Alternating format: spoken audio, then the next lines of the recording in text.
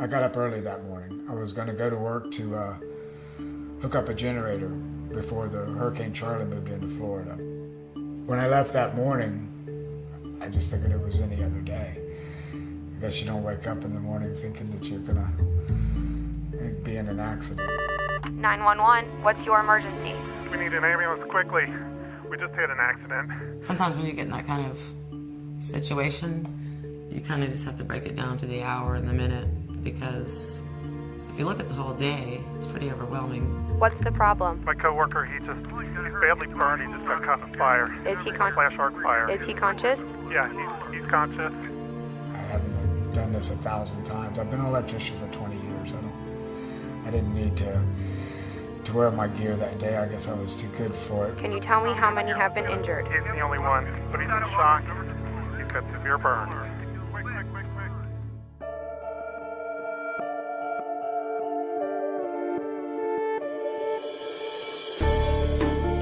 Donny's service call was to go out, hook up the wires from the temporary generator into the main panel, which he's done many times over.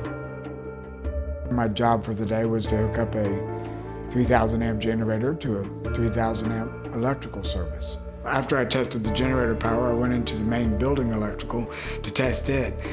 And I opened up a small panel for their main switchgear, their main breaker panel for the entire building. I clipped A phase with one alligator clip. I clipped B phase, and as I went to clip C phase, the meter blew up and blew a puff of carbon into the electrical box. Well, this set off an electrical explosion between all three phases. We got a phone call that there was an accident. I was told that there was a flash in the electric room, and the electrician on site was injured.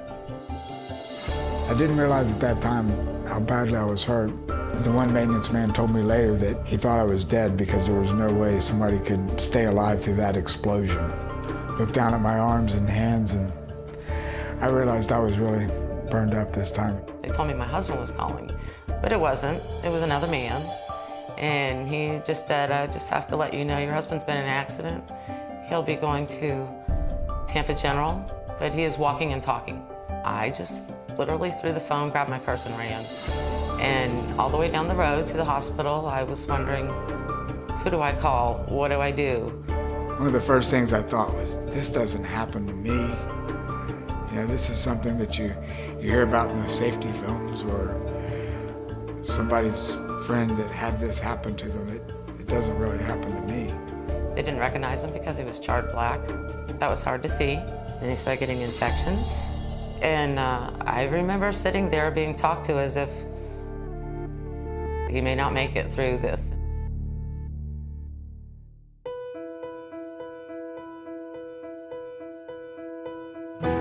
His waking up was very slow.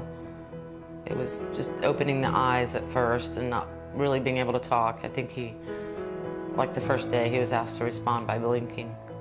After that point, they tell me I was asleep for a month and a half. Once he woke up, I felt like, okay, now we're getting better. Now it's on the way up. And I don't think that any of us realized how long the recovery would be. One of the first memories I have is my son walking into the hospital room across the foot of the bed. When I first talked to my dad after he woke up, I saw he was definitely still the same person, but his body was just so small and shriveled, and he'd been through surgeries at that point. Later on, the number would total to about 6 or 7, and he'd have to go through hours and hours of therapy and rehab. He had to relearn how to walk. He had to relearn how to use his arms. You know, I told my wife once before we got married that as long as I had these, we would have money. Well, I almost didn't have these. I almost lost my life altogether because I wasn't wearing the protection. Less than 3 minutes of putting on his safety equipment would have prevented him from being in a coma for over 30 days, as well as a year plus recovery. Being safe is a lot easier than putting yourself through and your friends through and your family through what my family and I and my dad had to go through. It's just easier to put on your safety equipment. If he would have taken that 2 to 10 minutes of time to put the gear on, work a little bit slower, it really makes you think that it's okay to be a half hour late.